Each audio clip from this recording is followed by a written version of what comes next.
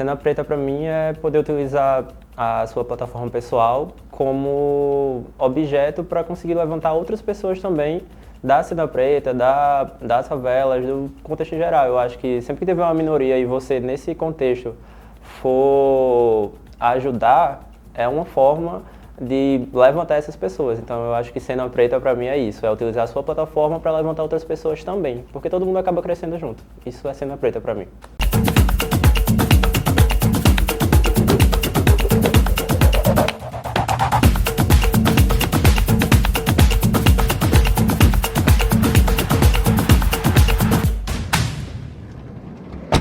Eu me chamo Thales, eu gosto sempre de me apresentar como Thales Ferreira.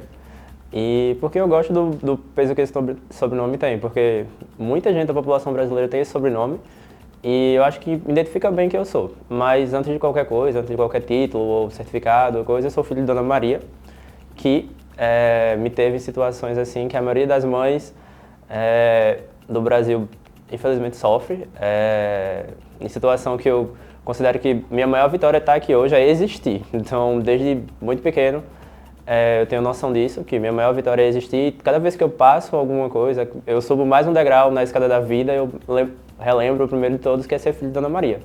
Então, atualmente, eu estou universitário, porque eu considero que eu utilizo mais o verbo estar do que o verbo ser, para identificar o que eu estou fazendo no momento.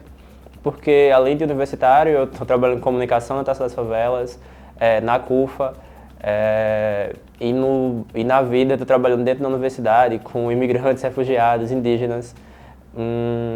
E no geral, eu trabalho dentro do bairro São José lá, com educação. Então, no bairro São José eu trabalho com educação, que é a parte que eu mais gosto de trabalhar.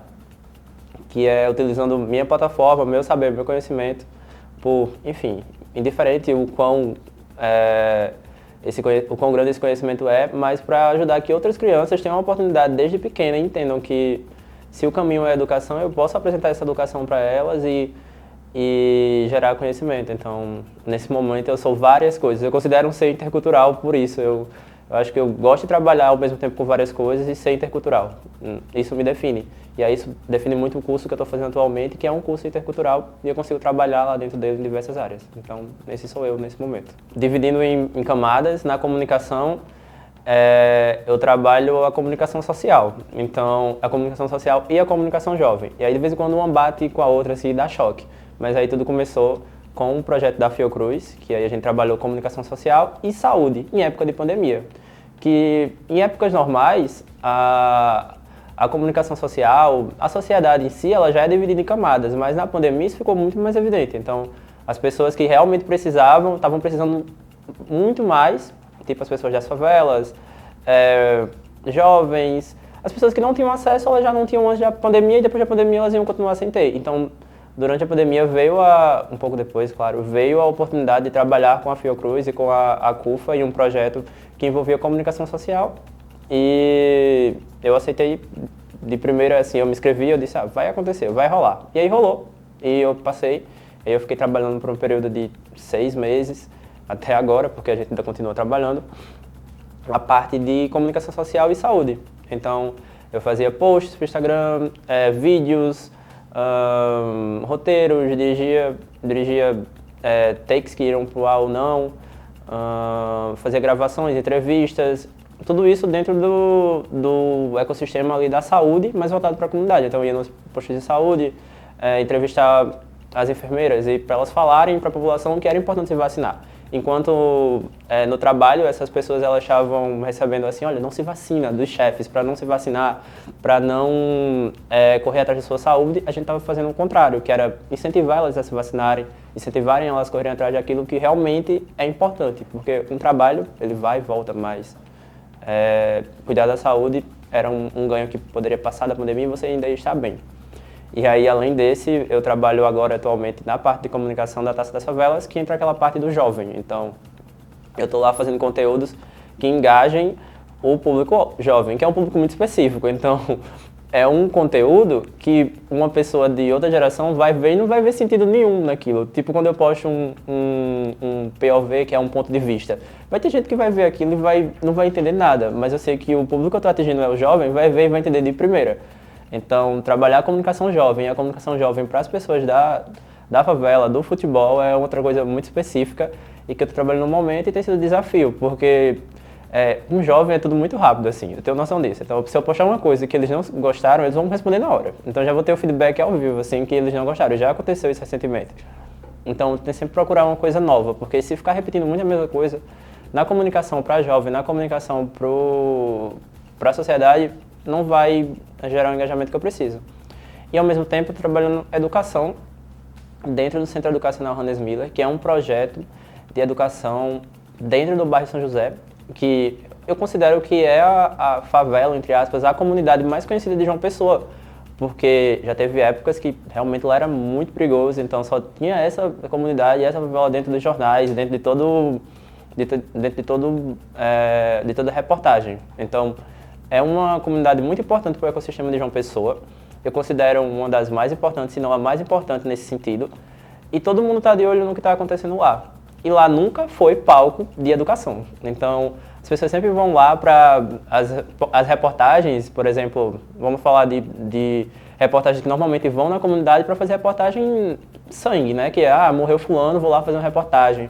Morreu ciclano, vou lá fazer uma reportagem. E só no último ano a gente fez essas mesmas pessoas, essas mesmas reportagens voltarem lá pelo menos 5 vezes para falar sobre educação. Então isso é muito, muito empolgante para mim assim falar, porque eles voltam lá, vão no projeto e falam sobre educação. Eles encontram lá crianças tipo de 7, 8, 9, 13 anos, adolescentes, que normalmente quando eles vão lá é para entrevistar porque essas crianças morreram. Porque essas crianças estavam ali e levaram uma bala perdida. E atualmente não, essas reportagens vão no bairro e elas entrevistam as nossas crianças do projeto que estão falando sobre educação. Então são crianças que estão lá falando sobre como aprenderam português e matemática com a gente, com o nosso incentivo. Então é um projeto muito bonito, é um projeto que também surgiu depois da pandemia e foi um estralo assim, que me deu depois da pandemia, porque eu entendia que passou a pandemia, os olhos e a atenção de todo mundo vai voltar para o que já tinha antes. E a comunidade, as favelas e a questão social não é uma prioridade, nunca foi e nunca vai ser. Ok, um momento tem que ser, mas um momento não é uma prioridade para os governantes.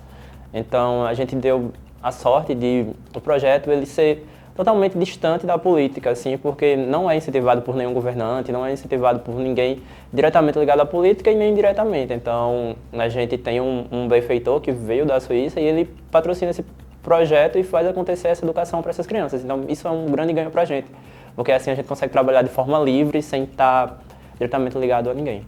Sem dúvida, eu estou plantando uma sementinha agora para colher bem depois e eu tenho total noção disso.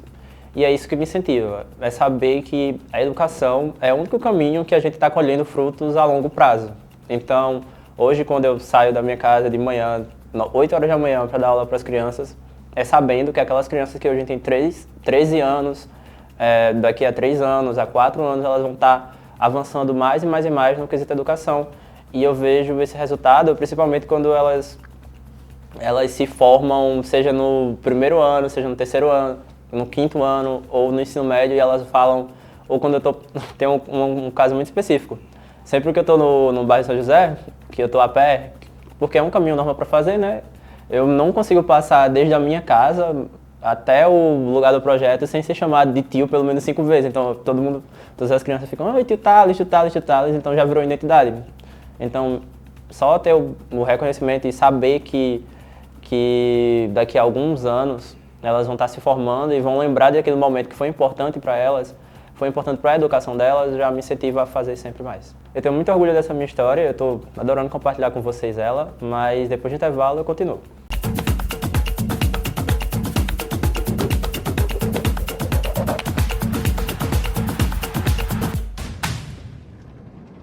Tem uma frase que todo mundo que é da favela sempre repete, que a favela venceu, sabe?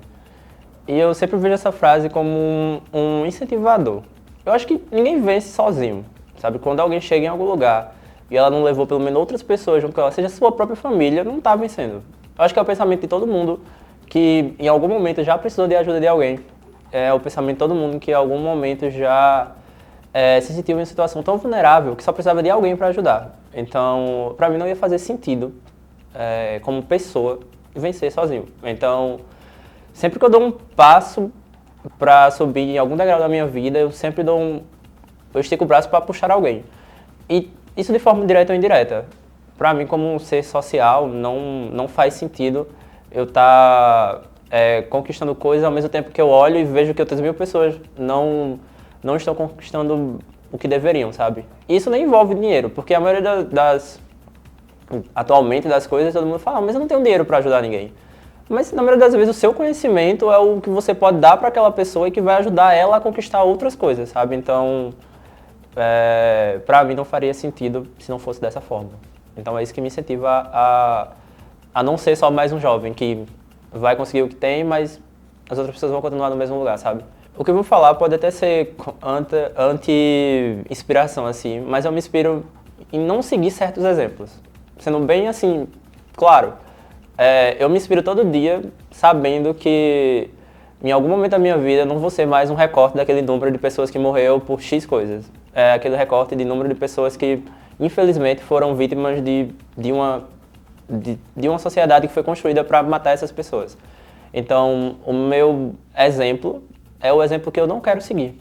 No caso, não o meu exemplo. O exemplo que eu sigo é o exemplo que eu não preciso seguir. Então, sempre que eu estou montando alguma coisa que eu vou fazer, ou sempre que eu estou pensando aonde eu quero chegar, eu penso em outras 1000 pessoas que tiveram que seguir um exemplo totalmente diferente, que não conseguiram chegar onde pretendiam chegar, para aí eu conseguir chegar. Mas, se eu pudesse falar de uma pessoa, só uma pessoa, assim, você só pode falar de uma pessoa, seria a minha mãe como um exemplo a ser seguido, sabe? Ela é um exemplo de bondade e de tudo que a sociedade tenta tirar de ruim de você e você distribuir com coisas boas. Ela é a história da mãe guerreira.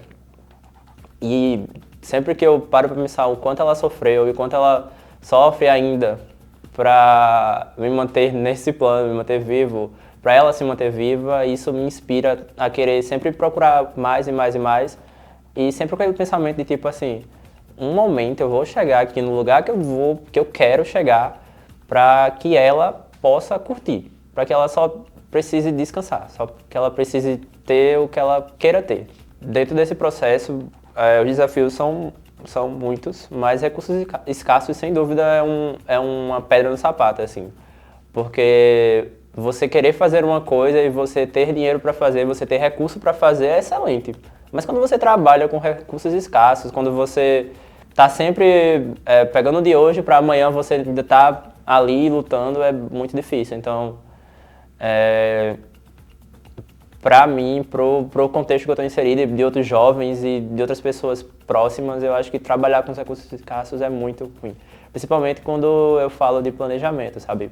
É incrível você parar e planejar uma coisa que vai acontecer daqui a um mês, mas você não consegue planejar uma coisa daqui a um mês se você não tem recurso para aquela coisa acontecer, se você não tem disponibilidade de materiais para aquela coisa acontecer. Então, sem dúvida, atualmente esse é o grande quê da questão. No futuro, se eu pudesse escolher como as coisas deveriam acontecer, sem dúvida seria trabalhar a equidade.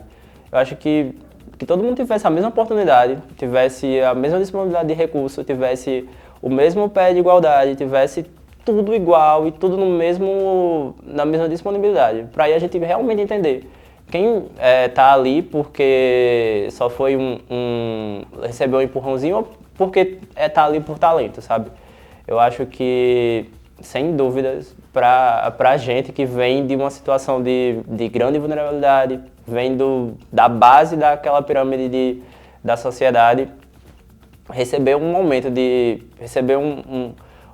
estar em pé de igualdade e equidade com outras pessoas é o nosso grande êxtase de acontecimento, assim, sabe? Eu considero que se no futuro todo mundo tem a mesma oportunidade, tem o mesmo pé de igualdade, a gente vai conseguir chegar em uma sociedade melhor. Se eu pudesse dizer alguma coisa para os jovens que vão me assistir, ou até mesmo você que não é mais jovem, mas está assistindo isso, é que sempre escolha o caminho da educação, mas direto ou indiretamente. Por quê?